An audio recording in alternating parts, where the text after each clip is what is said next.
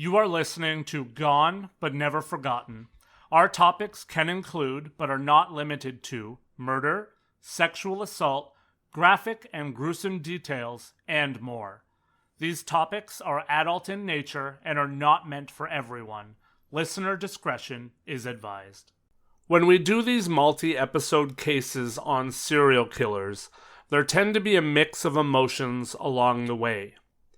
The first episode, when we cover the killer's younger life, tends to give us pause as we see some of the things that may or may not have played a part in them becoming the monsters that they did become. The second episode usually leaves me with sadness and pause as we cover the people who wound up in the path of monsters and wound up dying an untimely death.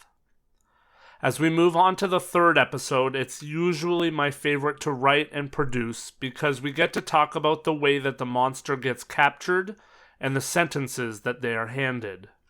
This case is no different. There is no denying that this man was one of the worst monsters that ever walked on this earth, and thankfully we are about to discuss the way he was able to be captured after years of fooling everyone, and he got what he deserved in the end. Even though his life will never add up to all of the lives that he took, there is some sense of closure for friends and loved ones of those that were killed in knowing that there is one less monster around to cause this kind of destruction today. Hello. My name is Lance, and welcome to episode 83 of Gone But Never Forgotten, part 3 on John Wayne Gacy, the capture and the end of the killer clown.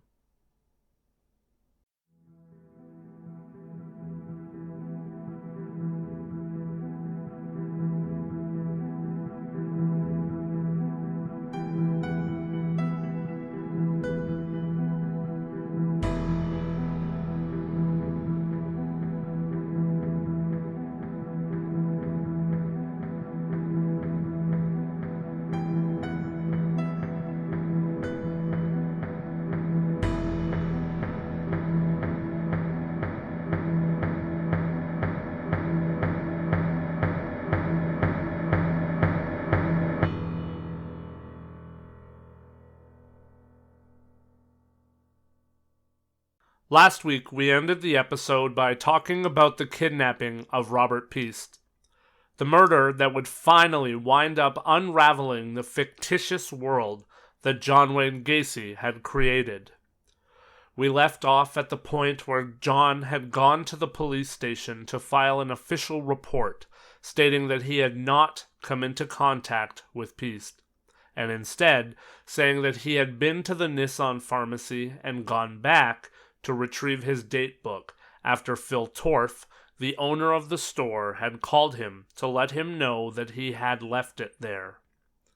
That was denied wholeheartedly by Torf in a written statement, and finally, after being fooled alongside seemingly everyone else for so long, police decided to investigate Gacy more. Investigators were of the belief that they were on the trail fast enough that if Gacy had anything to do with the disappearance of Piest, then he may still be holding him alive and against his will inside of his home. Investigators would obtain a search warrant to search Gacy's home on December 13th, 2 days after Robert had disappeared. The search of Gacy's home would come up with a number of interesting and suspicious items. Inside of an office drawer, they found several police badges and a 6mm starter pistol. Inside of a cabinet in Gacy's bathroom, they would find a syringe and a hypodermic needle. In Gacy's bedroom, they found several books and 7 pornographic movies entailing homosexuality and also pedophilic titles, and also capsules of amyl nitrite. In his spare bedroom, investigators found a 2x4 with 2 holes drilled into each end, creating a homemade pillory, bottles of Valium and atropine, and several different driver's licenses. They also would find clothing, including underwear that were much too small to fit Gacy. Finally, they also found a class ring from Maine West High School that was engraved with the initials JAS. They also found a Nissan pharmacy receipt in the trash with a 36-inch piece of nylon rope. Obviously, all of these findings would set off some alarm bells. Investigators had no idea what they were dealing with at this point, as they were simply looking into the disappearance of Robert. They would, however, also take Gacy's personal vehicle, his Oldsmobile, and also his PDM work vehicles, so that they could be examined off-site. Surveillance would also be set up for Gacy around the clock, with 2 separate teams taking 12-hour shifts. Around that same time, Michael Rossi, the employee who had previously lived with Gacy, would call investigators and tell them about the disappearance of Gregory Godzik, and also the fact that another former employee of Gacy, Charles Hatula, had been found drowned in the Illinois River earlier that year. 2 days after that initial search warrant, Des Plaines investigators would start uncovering a lot of information. They looked further into the battery charge against Jeffrey Rignall, and they also spoke with Gacy's ex-wife, who told them that she believed that he may have had something to do with the disappearance of John Bukovich. Investigators were also able to trace the ring that they had found in Gacy's home back to John Allen Schitz. So, suffice to say that police were starting to realize that there may be a whole hell of a lot more going on with John Gacy than what they initially believed. At first, Gacy seemed to play off the fact that he was being tailed by police everywhere that he went, and he seemed to laugh off the search warrant. He even seemed to spit and laugh in the face of the entire situation. He would frequently invite the surveillance teams into his home, as well as out to dinner with him at restaurants, and even out for drinks at bars. He told all of the officers that were working his detail that he had nothing to do with Robert Piest's disappearance, and he even told the officers that they and their superiors were harassing him for no reason. He would go on to say that he believed that he was being targeted because of his political associations, affiliations, and aspirations. He also thought that it might all stem from his recreational use of drugs as well, seemingly trying to place why there were drugs that were found inside of his home. Over time, though, Gacy started to get irritated, and he would break laws while driving, work hard to lose the surveillance teams, and even mock them at intervals. It was hard to tell whether his actions and words were a concerted effort to throw everyone off, or if he was unraveling because he knew that the jig was up. While the surveillance was ongoing, obviously so was the investigation. Police would make use of police dogs within the vehicles that they had taken from Gacy. Inside of the Oldsmobile, investigators would come across fibers in the trunk that they believed were consistent with human hair. The police dogs would enter the vehicle and try to make a determination as to whether Robert Piest had been inside of the vehicle. One of the dogs got into the Oldsmobile and laid down on the passenger seat, which was a signal from the dog that a death or a dead person had been in the passenger seat of the vehicle. Things with the surveillance team started to get even weirder.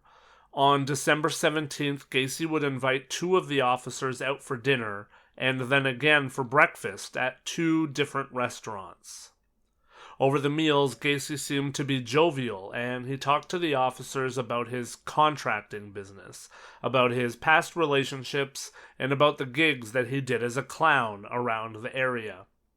At one point, over breakfast, Gacy said to the officers blankly, quote, "You know, clowns can get away with murder," unquote.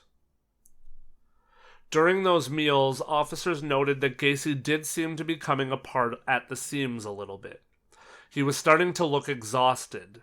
He did appear to be anxious under the surface, and although he was trying to keep that from coming to the forefront, it was definitely noticeable. They noticed that he had started to drink more heavily, and he seemed to have stopped shaving. To try and combat everything that was going on in his life and to stick to his idea that he was being harassed, on December 18th, Gacy would drive to see his lawyers off at their office to set in motion a $750,000 civil suit against the Des Plaines police. Part of the lawsuit was Gacy demanding that the police cease all surveillance. On the afternoon of the 18th, however, police discovered that the receipt from Nissan Pharmacy belonged to one of Robert Piest's co-workers, 17-year-old Kimberly Byers. Kimberly would tell police that she had worn the jacket the day that Robert had gone missing, when she had gone outside. While wearing the jacket, she had put the receipt in the pocket, but Robert had put the jacket on right before he left the store to go to talk to the contractor. This obviously was a smoking gun for investigators who were trying to make any connection between Robert Piest and John Gacy. This proved that Robert had at least been in contact with Gacy at some point. Interviews with Michael Rossi would uncover the fact that Gacy had paid Michael in the summer of 1977 to spread lime in the crawlspace under the house. This was another thing that investigators were able to take to a judge to obtain a second and obviously more extensive search warrant on Gacy's home.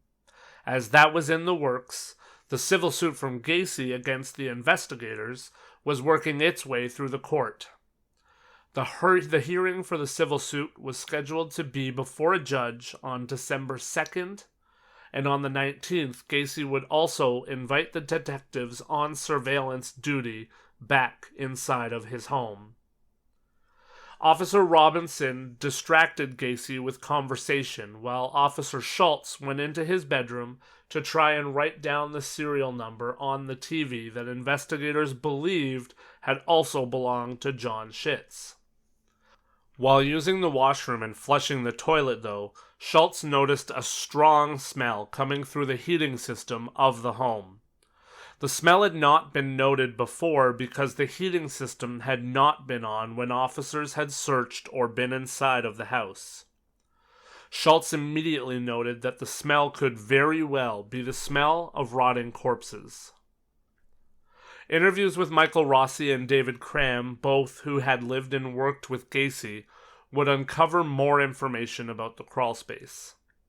They discovered that many young men had been asked over the years to spread lime and dig holes in the crawlspace. They were of the belief that the holes being dug were for drainage pipes. The diggers were always told not to deviate from exactly where they were told to dig, and Cram said that the holes were approximately 2 feet wide, 6 feet long, and 2 feet deep, which investigators quickly realized would be approximately the size needed to bury a young man. Unexpected things started to happen on December 20th. Gacy drove over in the evening to his lawyer's office for what was a scheduled meeting to talk about the civil suit and how they were going to proceed with that. When Gacy showed up, he seemed to be anxious and run down, and he immediately asked if he could have a drink. His lawyer got a bottle of whiskey from his car, and Gacy started to drink heavily. Even though he provided the alcohol, Gacy's lawyer was seemingly getting tired of the repeated claims of innocence with lack of evidence to back it up, and as such, he asked Gacy what he had to discuss with his lawyers. He pressed Gacy, telling him that Gacy had told him that he had something new to tell him. Gacy picked the local newspaper up, pointed to the front page story about Robert Piest, and told his lawyers, quote, "The boy is dead. He's dead.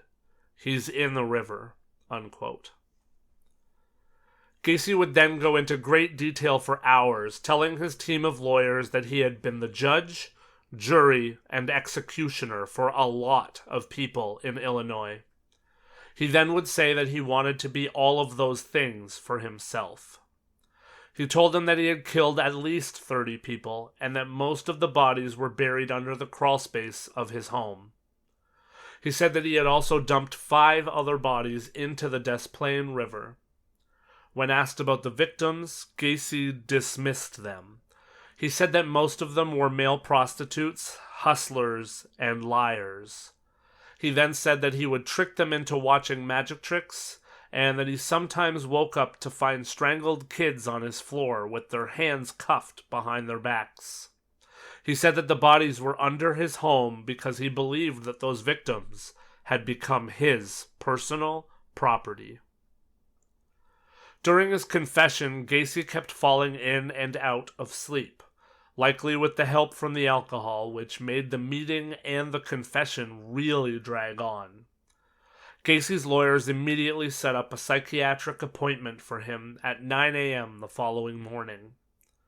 However, when Gacy woke up the next morning and his lawyers told him about the confession that he had given, Gacy said that he had things that he had to do then, and he ignored the scheduled psychiatric appointment and said he had business things to attend to as he rushed out of their office. Gacy would later say that he knew that his arrest was now inevitable, so he made a trip around to say his goodbyes to people in his life. Gacy's first stop, though, was at a gas station, where, as he filled his rental car up, he gave a bag of marijuana to a man that was working at the gas station. The attendant immediately told the surveillance detail and gave them the marijuana. When he told them and handed it over, he told the officers that Gacy had said, quote, "The end is coming. These guys are going to kill me," unquote. From there, Gacy went to visit a friend of his, Ronald Rose. Gacy gave Ronald a hug and started to cry, telling him, quote, "I have been a bad boy. I killed 30 people. Give or take a few," unquote. Gacy left there and went to visit Cram and Rossi. The tailing officers noted that while Gacy was driving on the highway, he was holding a rosary to his chin and praying. After talking with Cram and Rossi, Gacy had Cram drive him to see another of his lawyers. Cram would tell the officers that were on his surveillance that Gacy had said to him and Rossi that he had made a confession to over 30 murders with his lawyers the night before. The last stop for Gacy was to Maryhill Cemetery, where Gacy would pay a visit to his father's grave. As Gacy was driving around and being driven around, police were working hard on the second search warrant for his home. The goal was to search for the body of Robert Piest, who they believed may be in the crawlspace of the home.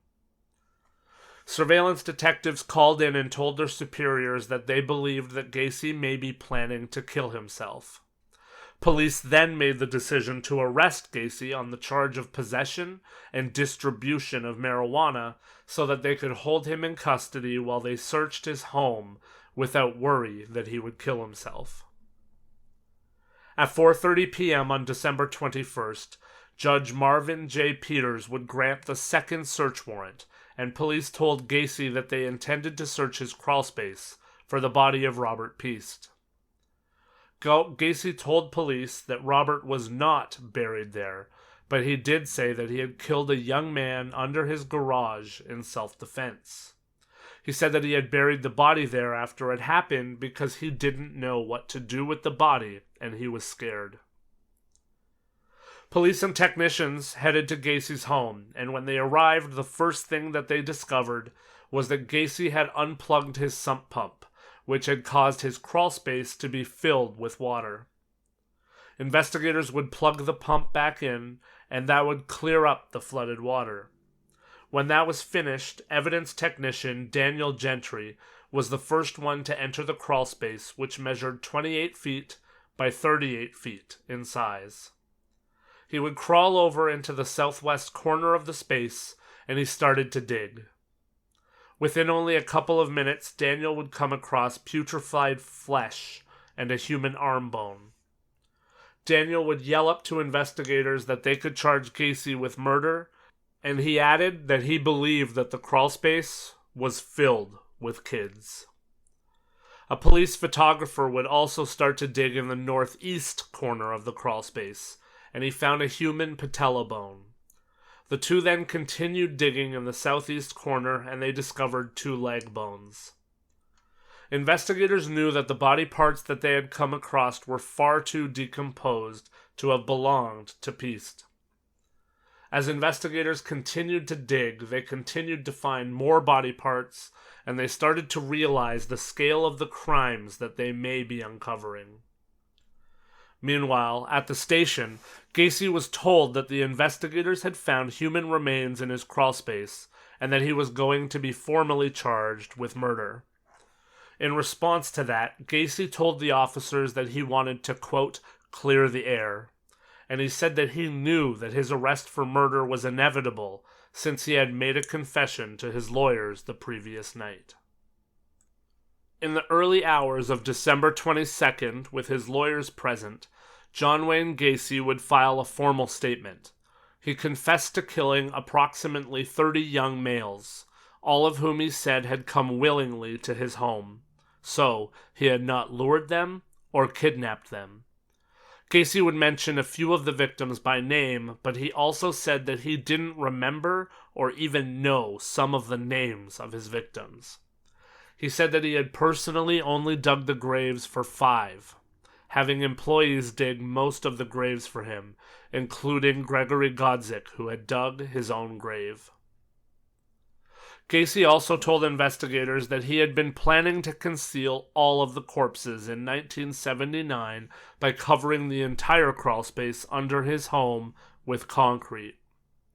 When it came to Robert Piest, Gacy told investigators that he had got Robert to come to his house to talk about a job, and then strangled him to death in the evening hours, not long after he had arrived. He said that he had spent the night sleeping with Robert's corpse and then disposed of the body in the early hours of December 13th in the Des Plaines River before he arrived at the police station to make his first formal statement. On his way to the station, he had been in a car accident when his car slid off the ice-covered road. He had to be towed and said that is why he was so dirty when he showed up at the station. Gacy would assist investigators with the recovery of the bodies by drawing a rough diagram of his basement on a piece of paper to show where bodies were buried. The sketch was incredibly accurate. The act of retrieving bodies began on December 23rd of 1978 and carried on into the end of December.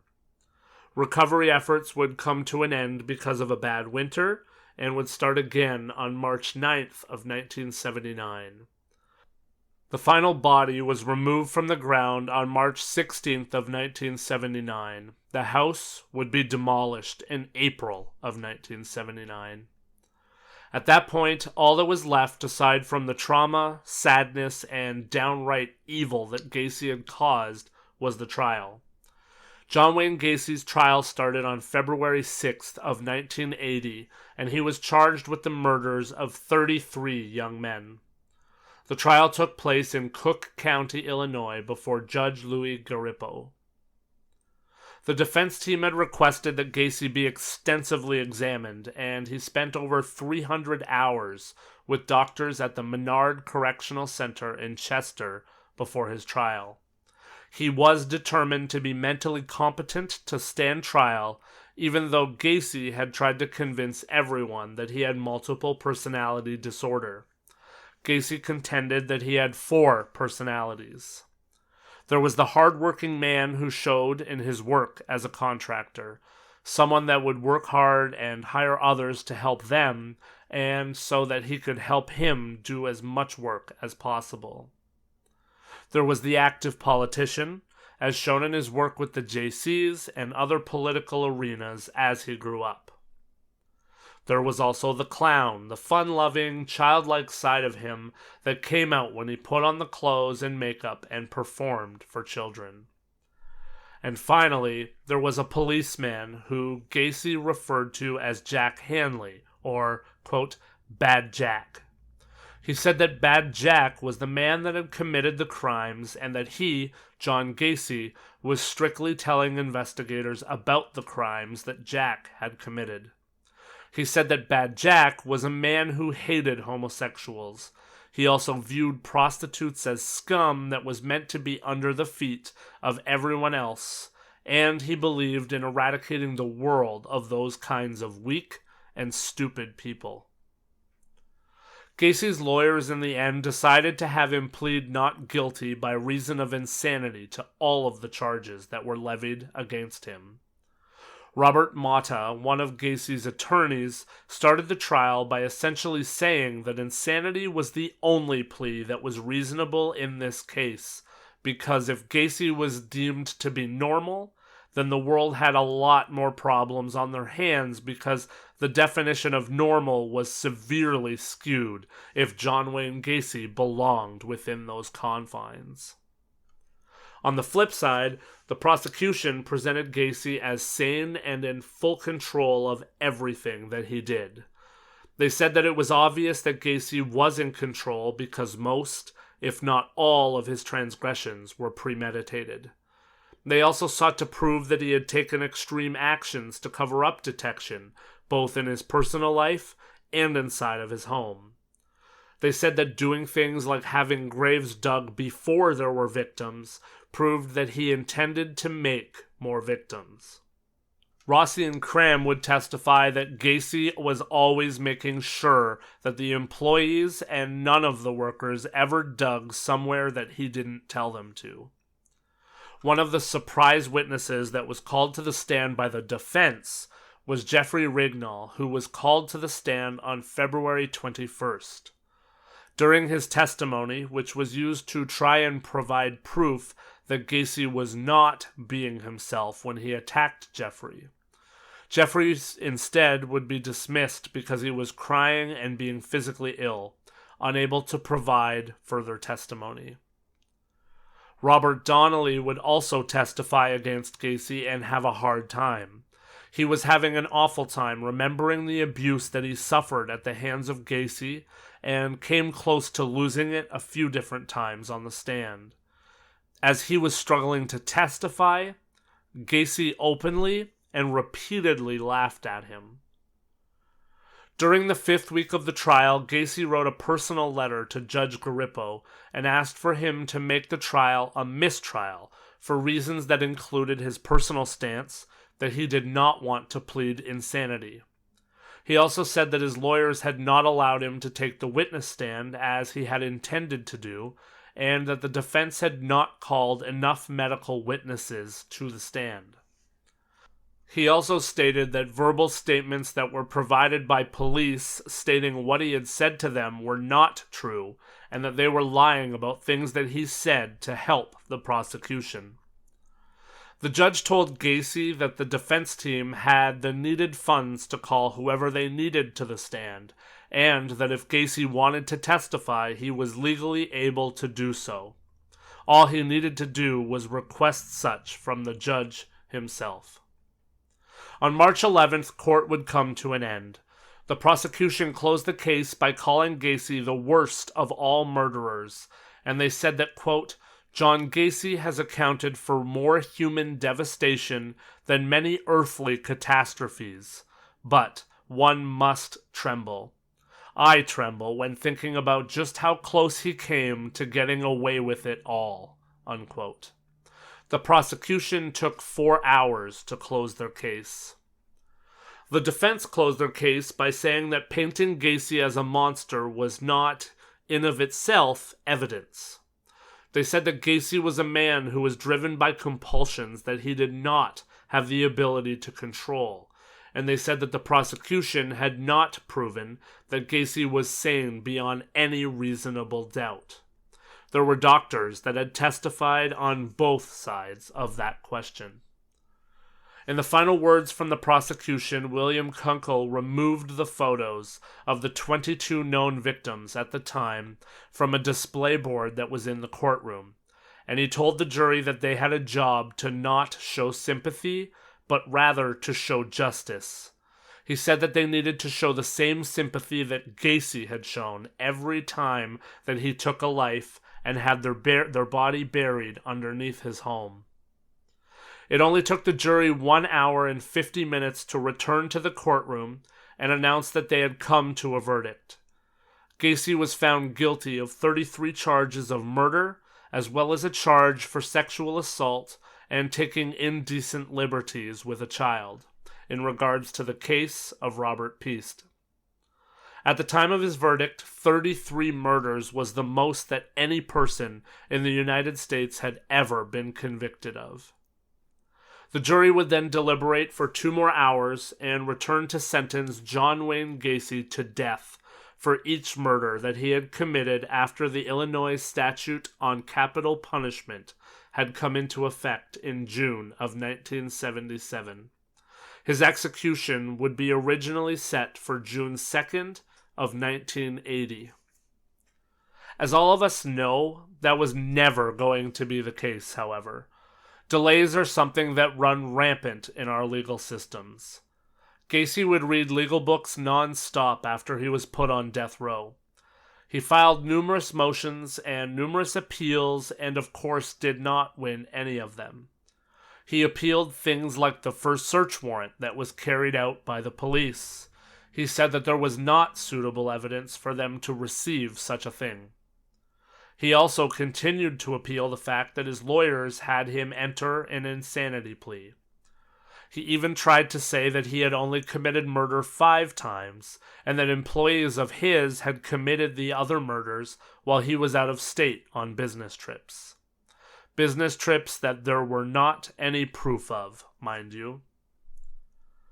After all of the appeals in 1984, the Supreme Court of Illinois would uphold all of the convictions, and Gacy's execution would be set for lethal injection and set to take place on November 14th of 1984.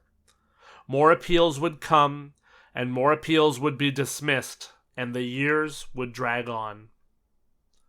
Finally, on the morning of May 9th of 1994, John Wayne Gacy was transferred from the Menard Correctional Center to Stateville Correctional Center to be executed.